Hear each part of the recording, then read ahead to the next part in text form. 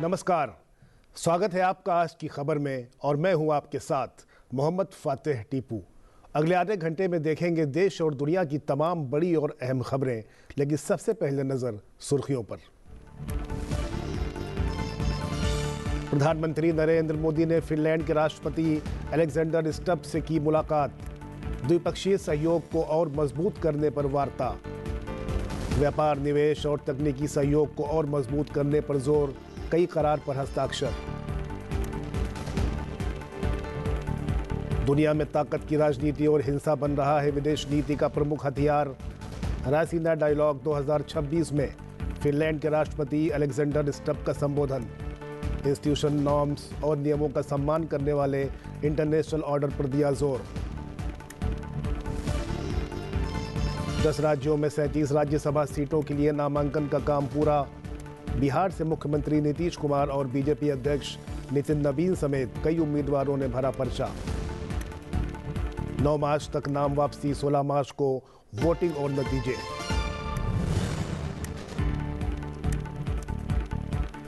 हिंदू चेतना सिर्फ परंपरा नहीं, जीवन की पद्धति। कर्नाटक में श्री वीरभद्रेश्वर मंदिर के राजगोपुरम और महाकुंभाभिषेकम समारोह के उद्घाटन में उपराष्ट्रपति का संबोधन। कहा, भारत सभ्यता का उद्गम स्थल जिसकी आध्यात्मिक विरासत गहरी। नेपाल में संसद की 275 सीटों के लिए 60% से अधिक मतदान। जन जी वाले प्रदर्शनों के बाद पहला आम चुनाव। बालेन शाह, केपी शर्मा ओली और गगन थापा प्रधानमंत्री पद के प्रमुख दावेदार।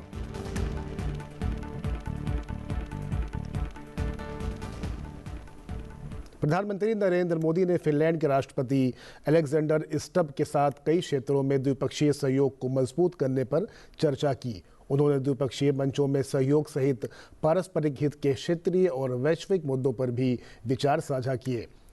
भारत और फिनलैंड के बीच आज दिल्ली में पर्यावरण सहयोग, प्रवासन और गतिशील साझेदारी और सांख्यिकी सहित विभिन्न क्षेत्रों में कई समझौतों पर हस्ताक्षर किए गए। संयुक्त बयान में प्रधानमंत्री ने कहा कि आज दुनिया अस्थिरता और अनिश्चितता के दौर से गुजर रही है। उन्होंने कहा कि यूक्रेन से लेकर पश्चिम एशिया तक दुनिया के कई क्षेत्रों में लगातार संघर्ष जारी है। ऐसे वैश्विक माहौल में भारत और यूरोप, दो प्रमुख राजनयिक शक्तियां, अपने संबंधों के स्वर्णिम युग में प्रवेश कर रही हैं। प्रधानमंत्री ने कहा कि भारत और फिनलैंड इस बात पर एकमत हैं कि केवल सैन्य संघर्ष से किसी भी मुद्दे का समाधान नहीं हो सकता। दोनों देश संघर्ष को जल्द समाप्त करने के हर प्रयास का समर्थन करते रहेंगे। भारत और फिनलैंड दोनों रूल ऑफ लॉ, डायलॉग और डिप्लोमेसी में विश्वास रखते हैं। हम एकमत है कि केवल मिलिट्री कॉन्फ्लिक्ट से किसी भी मुद्दे का समाधान नहीं निकल सकता। यूक्रेन हो या पश्चिमी एशिया, हम संघर्ष की शीघ्र समाप्ति और शांति के हर प्रयास का समर्थन करते रहेंगे। हम इस बात पर भी सहमत हैं कि बढ़ते हुए ग्लोबल चैलेंजेस के समाधान के लिए ग्लोबल इंस्टीट्यूशंस का रिफॉर्म आवश्यक ही नहीं, अर्जेंट भी है। और आतंकवाद के हर रूप को जड़ से समाप्त करना हमारी साझी प्रतिबद्धता है। प्रधानमंत्री ने कहा कि भारत और यूरोप के बीच बढ़ता सहयोग वैश्विक स्थिरता, विकास और साझा समृद्धि को मजबूत कर रहा है। आज विश्व एक अस्थिरता और अनिश्चितता के दौर से गुजर रहा है। यूक्रेन से लेकर वेस्ट एशिया तक दुनिया के कई हिस्से उसमें संघर्ष की स्थिति बनी हुई है। ऐसे ग्लोबल एनवायरनमेंट में भारत और यूरोप, दुनिया की दो बड़ी डिप्लोमेटिक पावर्स, अपने संबंधों के सुनहरे दौर में प्रवेश कर रहे हैं। हमारा बढ़ता सहयोग वैश्विक स्थिरता, विकास और साझा समृद्धि को नई मजबूती दे रहा है। प्रधानमंत्री ने कहा कि भारत और फिनलैंड कानून के शासन, संवाद और कूटनीति में विश्वास रखते हैं। उन्होंने कहा कि 2026 की शुरुआत में भारत यूरोपीय संघ के बीच एक ऐतिहासिक मुक्त व्यापार समझौता हुआ था। उन्होंने कहा कि यह समझौता भारत और फिनलैंड के बीच व्यापार, निवेश और तकनीकी सहयोग को और मजबूत करेगा। वर्ष 2026 की शुरुआत में ऐतिहासिक Bharat European union free trade agreement हुआ। यह एग्रीमेंट भारत और फिनलैंड के बीच ट्रेड, इन्वेस्टमेंट और टेक्नोलॉजी सहयोग को और प्रबल करेगा। डिजिटल टेक्नोलॉजी, इंफ्रास्ट्रक्चर और सस्टेनेबिलिटी जैसे क्षेत्रों में भारत और फिनलैंड महत्वपूर्ण साझेदार हैं। नोकिया के मोबाइल फोन और टेलीकॉम नेटवर्क ने करोड़ों भारतीयों को जोड़ा है। फिनलैंड के आर्किटेक्ट के सहयोग से हमने चिनाब नदी पर विश्व का सबसे ऊंचा रेलवे ब्रिज बनाया है। फिनलैंड की साझेदारी से हमने नुमालीगढ़ में दुनिया की सबसे बड़ी बंबू टू बायोएथेनॉल रिफाइनरी भी बनाई है। प्रधानमंत्री नरेंद्र मोदी ने कहा कि दोनों देश ज्वाइंट रिसर्च और स्टार्टअप सहयोग को और मजबूत करने जा रहे हैं। शिक्षा के क्षेत्र में फिनलैंड एक रोल मॉडल है। ऐसे में teacher training, school to school partnership और फ्यूचर ऑफ एजुकेशन में रिसर्च सहयोग बढ़ाने पर भी सहमति बनाई है। प्रेसिडेंट स्टूप की इस यात्रा में हम भारत फिनलैंड संबंधों को एक strategic partnership in digitalisation and sustainability का रूप दे रहे हैं। यह पार्टनरशिप एआई से लेकर 6G टेलीकॉम तक, क्लीन एनर्जी से लेकर क्वांटम कंप्यूटिंग तक कई हाईटेक क्षेत्रों में हमारे सहयोग को गति और ऊर्जा देगा। साथ ही डिफेंस, स्पेस, सेमीकंडक्टर और क्रिटिकल मिनरल जैसे की सेक्टर्स में भी साझेदारी और गहरी बढ़ेगी। भारत और फिनलैंड जैसे लोकतांत्रिक और जिम्मेदार देशों की यह स्ट्रेटेजिक पार्टनरशिप पूरे विश्व के लिए ट्रस्टवर्दी टेक्नोलॉजी और सप्लाई चेन सुनिश्चित करने में योगदान देगी। फ्रेंड्स, फिनलैंड भारतीय स्टूडेंट्स और टैलेंट के लिए एक प्रीफर्ड डेस्टिनेशन बन रहा है। दोनों देशों के इनोवेशन इकोसिस्टम को जोड़ने के लिए आज हमने फिनलैंड के साथ एक व्यापक माइग्रेशन एंड मोबिलिटी एग्रीमेंट किया है। इसके साथ हम ज्वाइंट रिसर्च और स्टार्टअप सहयोग को भी और मजबूत करने जा रहे हैं। शिक्षा के क्षेत्र में फिनलैंड एक रोल मॉडल है। आज हमने teacher training, school to school partnership और फ्यूचर ऑफ एजुकेशन में रिसर्च सहयोग बढ़ाने पर भी सहमति बनाई है। यानी स्कूल से लेकर इंडस्ट्री तक हम ह्यूमन डेवलपमेंट के हर लेवल पर अपने सहयोग को नई गहराई देने जा रहे हैं। इस मौके पर फिनलैंड के राष्ट्रपति अलेक्जेंडर स्टब ने कहा कि भारत विश्व के सबसे बड़े लोकतंत्रों में से एक है और विश्व की सबसे तेजी से बढ़ती अर्थव्यवस्थाओं में से एक है। उन्होंने कहा कि यूरोपीय संघ और भारत के बीच हुए व्यापार समझौते और रणनीतिक साझेदारी का बहुत महत्व है। India obviously is one of the world's largest and most influential countries and the world's largest democracy. And as we have seen, you are now a key strategic partner for Europe. Its importance in foreign and security policy and trade policy is difficult to overstate. You are one of the fastest growing economies in the world that we can witness here every day. And what I really respect about your foreign policy is that you've never been under illusions. You've always based your foreign policy on a pragmatic and realistic worldview. You've showed the rest of the world that strategic caution and safeguarding autonomy means a lot, all the while championing multilateralism and global cooperation.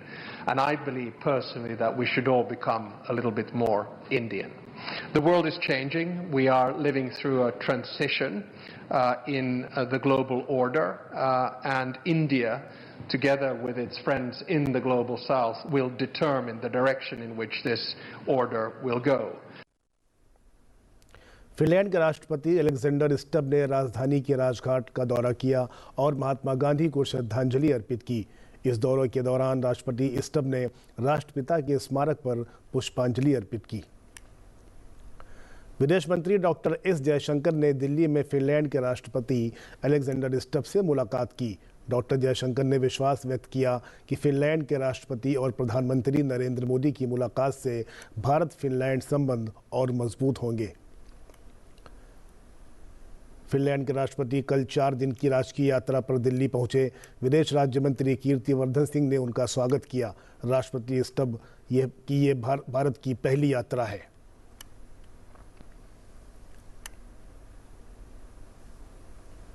Finland के राष्ट्रपति Alexander Stubb ने दिल्ली में उपराष्ट्रपति CP Radhakrishnan से भी मुलाकात की। भारत और फिनलैंड के बीच बढ़ती साझेदारी की समीक्षा की, साथ ही व्यापार और आर्थिक संबंधों को मजबूत करने पर चर्चा की। इस मुलाकात के दौरान बदलती वैश्विक व्यवस्था, वैश्विक दक्षिण की चिंताओं को उठाने में भारत की रचनात्मक भूमिका और संयुक्त राष्ट्र सुरक्षा परिषद सहित अंतर्राष्ट्रीय संस्थानों में सुधार की आवश्यकता पर विचार विमर्श किया। दोनों देशों की मजबूत लोकतांत्रिक परंपराओं को देखते हुए नेताओं ने संसदीय आदान प्रदान के माध्यम से भारत और फिनलैंड के बीच बढ़ते सहयोग का स्वागत किया। जियो पॉलिटिक्स और जियो इकोनॉमिक्स पर भारत के फ्लैगशिप कॉन्फ्रेंस रायसीना डायलॉग 2026 की आज शुरुआत हो गई। उद्घाटन सत्र के मुख्य अतिथि फिनलैंड के राष्ट्रपति अलेक्जेंडर स्टब ने दुनिया के कई हिस्सों में जारी संघर्ष पर चिंता जताते हुए संस्थान और नियमों का सम्मान करने वाले इंटरनेशनल ऑर्डर पर जोर दिया। उन्होंने भारत के संयुक्त राष्ट्र सुरक्षा परिषद में स्थायी सीट का समर्थन किया। प्रधानमंत्री नरेंद्र मोदी ने रायसीना डायलॉग के 11वें एडिशन में हिस्सा लिया। उनके साथ विदेश मंत्री एस जयशंकर और फिनलैंड के राष्ट्रपति अलेक्जेंडर स्टब भी मौजूद रहे, जो उद्घाटन सेशन के चीफ गेस्ट थे। अपने संबोधन में फिनलैंड के राष्ट्रपति अलेक्जेंडर स्टब ने कहा कि आज हम ताकत की राजनीति के दौर में जी रहे हैं। हिंसा एक बार फिर विदेश नीति का एक प्रमुख हथियार बन गई है, जिसका इस्तेमाल दुनिया भर में बिना किसी रोक टोक के किया जा रहा है, जो अंतर्राष्ट्रीय कानूनों का घोर उल्लंघन है। The era of a Western-dominated world is over. That's the disruption. This is obvious, but it will take some time to sink in across the West. Nostalgia can give us lessons, but it rarely provides us with solutions. So I think that a good starting point to any analysis is to deal with the world as it is, not with a world that we would wish it to be. So we live in a time of power politics, a time where might seems to make right. Violence has once again become a go-to foreign policy tool used around the world with very little restraint. In Ukraine, Russia is trying to subjugate a sovereign country through a war that is a blatant violation of international law. The way this war will end will have major consequences not only in Europe, but globally. It is in all of our interests that the outcome does not reward the aggressor. In the Middle East, the events have taken rapid turns. We're now witnessing a regional escalation with countries who were pushing for diplomatic solutions. Finland के राष्ट्रपति ने कहा कि आज दुनिया के अलग अलग हिस्सों में चल रहे संघर्ष धीरे धीरे वैश्विक होते जा रहे हैं। उन्होंने एक ऐसे इंटरनेशनल ऑर्डर की ओर वापस जाने पर जोर दिया जिसमें इंस्टीट्यूशन, नॉर्म्स और नियमों का सम्मान किया जाए। The number of global crises is actually fairly constant. Now, by this, I do not in any which way want to diminish the significance of the increase of the number of local and regional conflicts that we are now witnessing around the world. I'm deeply concerned what we see today in the Middle East, in Sudan, and in Ukraine, just to name a few. My worry, though, is that these conflicts are incrementally becoming global. And my aim today is to try to find a pathway back to an international order in which institutions, norms, and rules are respected. Without a functioning world order, power vacuums will be filled by raw power, rogue behavior, and predatory hegemons. Finland के राष्ट्रपति ने कहा कि नियम आधारित व्यापार प्रणाली अपेक्षित परिणाम नहीं दे रही है और व्यापार को भू राजनीतिक हथियार, शक्ति प्रदर्शन के साधन के रूप में इस्तेमाल किया जा रहा है। इस क्षेत्र में भारत के नेतृत्व की आवश्यकता है। भारत कृत्रिम बुद्धिमत्ता और प्रौद्योगिकी का प्रेरक और सेतु दोनों है। यह एक ऐसा क्षेत्र है जहां आपने हाल ही में AI इम्पैक्ट समिट में नेतृत्व दिखाया।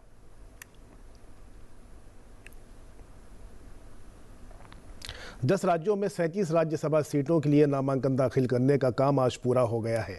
नामांकन पत्रों की जांच कल की जाएगी। उम्मीदवार 9 मार्च तक नाम वापस ले सकते हैं। इन सीटों के लिए मतदान और परिणाम 16 मार्च को होगा। पटना में बिहार के मुख्यमंत्री नीतीश कुमार और बीजेपी अध्यक्ष नितिन नवीन सहित बिहार से एनडीए के राज्यसभा उम्मीदवारों ने केंद्रीय गृह मंत्री अमित शाह की मौजूदगी में अपना नामांकन दाखिल किया। इसके अलावा बीजेपी के शिवेश कुमार, जेडीयू के रामनाथ ठाकुर और राष्ट्रीय लोक मोर्चा प्रमुख उपेंद्र कुशवाहा ने भी नामांकन पत्र जमा किया। मुख्यमंत्री नीतीश कुमार ने आज सुबह राज्यसभा चुनाव लड़ने की घोषणा की। केंद्रीय गृह मंत्री अमित शाह ने कहा कि बिहार के मुख्यमंत्री नीतीश कुमार ने बहुत ही लंबे अरसे के बाद नीतीश कुमार फिर से एक बार राष्ट्रीय राजनीति में राज्यसभा सांसद के तौर पर प्रवेश करेंगे। पटना में श्री नितिन नवीन जी, राष्ट्रीय अध्यक्ष भाजपा, श्री नीतीश कुमार जी, बिहार के यशस्वी मुख्यमंत्री श्री रामनाथ ठाकुर जी, श्री उपेंद्र कुशवाहा जी और श्री शिवेश राम जी के राज्यसभा के नामांकन के लिए यहां पर आया हूं। श्री नितिन नवीन जी राज्य में लंबे समय तक यशस्वी राजनीति करने के बाद भाजपा के राष्ट्रीय अध्यक्ष बने हैं और अब वो राज्यसभा के माध्यम से संसद में भी अपना योगदान देंगे। हम सब एनडीए के सदस्य, भाजपा के करोड़ों कार्यकर्ता नितिन नवीन जी का राष्ट्रीय राजनीति में और संसद में स्वागत करते हैं। आज बिहार के यशस्वी मुख्यमंत्री श्री नीतीश कुमार जी ने भी राज्यसभा में अपना नामांकन किया है। इसके साथ ही बहुत लंबे अरसे के बाद श्री नीतीश कुमार जी फिर से एक बार राष्ट्रीय राजनीति में राज्यसभा सांसद के नाते प्रवेश करेंगे। बीजेपी के राज्यसभा उम्मीदवार राहुल सिन्हा ने पश्चिम बंगाल विधानसभा में नेता प्रतिपक्ष शुवेंदु अधिकारी और पश्चिम बंगाल भाजपा अध्यक्ष समीक भट्टाचार्य की मौजूदगी में राज्यसभा चुनाव 2026 के लिए अपना नामांकन दाखिल किया। कोलकाता में टीएमसी के राज्यसभा उम्मीदवार कोयल मल्लिक, मेनका गुरस्वामी, राजीव कुमार और बाबुल सुप्रियो ने राज्यसभा 2026 चुनाव के लिए अपना नामांकन दाखिल किया। गुवाहाटी में उम्मीदवार तिराश गोवाला, जोगेन मोहन और यूपीपीएल अध्यक्ष और एनडीए उम्मीदवार प्रमोद बोरो ने केंद्रीय मंत्री सर्बानंद सोनोवाल की मौजूदगी में राज्यसभा चुनाव की 3 सीटों के लिए अपना नामांकन दाखिल किया। रायपुर में राज्यसभा चुनाव में छत्तीसगढ़ से भाजपा उम्मीदवार लक्ष्मी वर्मा ने छत्तीसगढ़ के मुख्यमंत्री विष्णुदेव साय की मौजूदगी में अपना नामांकन दाखिल किया। वहीं छत्तीसगढ़ से कांग्रेस उम्मीदवार फूलो देवी नेताम ने अपना नामांकन दाखिल किया। हैदराबाद में कांग्रेस के राज्यसभा उम्मीदवार अभिषेक सिंघवी और वेम नरेंद्र रेड्डी ने नामांकन दाखिल किया। इस मौके पर तेलंगाना के मुख्यमंत्री रेवंत रेड्डी और अन्य मंत्री मौजूद रहे। डीएमडीके के राज्यसभा उम्मीदवार एल.के. सुधीश ने नामांकन दाखिल किया। डीएमके नेता तिरुचि शिवा और कांग्रेस नेता क्रिस्टोफर तिलक ने तमिलनाडु के मुख्यमंत्री एम.के. स्टालिन की उपस्थिति में राज्यसभा चुनाव 2026 के लिए नामांकन दाखिल किया। भारत ने डिजिटल समावेशन के लिए उपकरणों और सेवाओं के उपयोग में अंतर को कम करने और उनकी किफ़ायती उपलब्धता सुनिश्चित करने का आह्वान किया है। स्पेन के बार्सिलोना में मोबाइल वर्ल्ड कांग्रेस 2026 में संचार मंत्री ज्योतिरादित्य सिंधिया ने कहा कि भारत के घरेलू विनिर्माण में न केवल विस्तार हुआ है बल्कि मोबाइल डेटा लागत में 97% की कमी भी आई है। उन्होंने किफ़ायत संबंधी चुनौतियों पर जोर दिया जो वैश्विक स्तर पर 3 अरब से अधिक लोगों को डिजिटल भागीदारी से वंचित रखती है। उन्होंने कहा कि भारत की डिजिटल यात्रा यह दर्शाती है कि व्यापकता, नवाचार और स्थिर नीतिगत ढांचा लागत को काफ़ी हद तक कम कर सकते हैं। उन्होंने कहा कि अगली पीढ़ी की 6G कनेक्टिविटी किफ़ायती, समावेशी और विस्तार योग्य होनी चाहिए। सिंधिया ने उपकरणों की किफ़ायत, नवीन वित्त पोषण मॉडल और स्थायी डिजिटल इकोसिस्टम के लिए एक समन्वित बहुहितधारक दृष्टिकोण का आह्वान किया। उपराष्ट्रपति सीपी राधाकृष्णन ने आज कर्नाटक में बेलगावी के यदुर स्थित श्री वीरभद्रेश्वर मंदिर के राजगोपुरम कलशारोहण और महाकुंभाभिषेकम समारोह के उद्घाटन में शामिल हुए। श्री क्षेत्र यदुरु में सभा को संबोधित करते हुए उपराष्ट्रपति ने इस अवसर को आध्यात्मिक पुनरुत्थान और सभ्यतागत पुनर्पुष्टि का क्षण बताया। उपराष्ट्रपति ने कहा कि भारत मात्र एक राष्ट्र नहीं बल्कि एक जीवंत सभ्यता है। सिंधु घाटी से कन्याकुमारी तक चेतना का निरंतर प्रवाह है। उन्होंने कहा कि यह वह पवित्र भूमि है जहां वेदों का शाश्वत ज्ञान सर्वप्रथम प्रकट हुआ और जहां भगवत गीता का गहन संदेश मानवता को साहसपूर्वक कार्य करने, धर्मपरायण जीवन जीने और आस्था के साथ समर्पण करने का मार्गदर्शन करता रहता है। No holy work in this world was ever successful without discipline, humility, and the deep respect they have ensured, and the continuity of the daily puja rituals, renovations, and spiritual service. The Vedagama Padasala nurtures hundreds of students every year in Vedas, Agama, Shastras, priesthood and astrology, thereby preserving our ancient knowledge systems.